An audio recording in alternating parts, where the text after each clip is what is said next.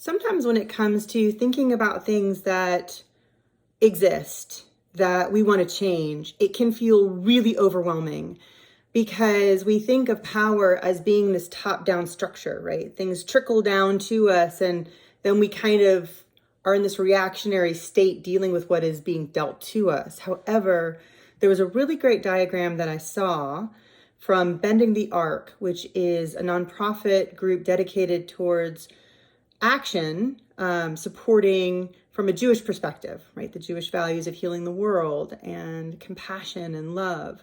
So in their diagram, they drew, what we think of as being this traditional power structure, right? It's kind of, I got my triangles now.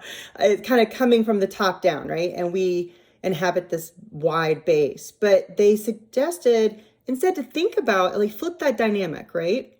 Because these institutions that exist haven't always existed. They may not always exist, but if we want to change them, the best chance we have of doing that is flipping it, right? So now you have this triangle, but there are all these different forces that have to prop it up so it doesn't tip over.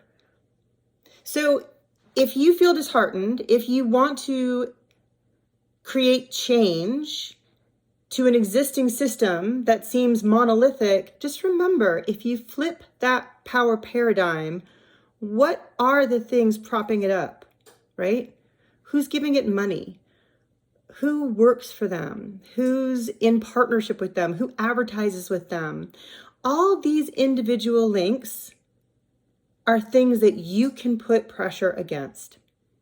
And by identifying where you can apply pressure, in encouraging other people to apply pressure with you, in being consistent and creative in the ways that you apply pressure, you can start to weaken these tent poles that hold the power structure up. And eventually, that inequitable power structure that we see, that organization will collapse. And then we have the opportunity to build back better. So that's just something to kind of think about.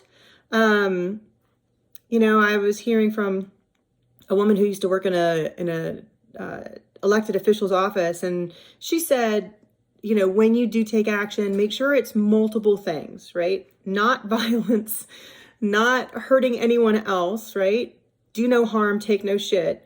But the things that changed the mind of this elected official were not just getting emails or just getting phone calls. It was when they were getting emails and phone calls and letters and texts and petitions and from multiple angles.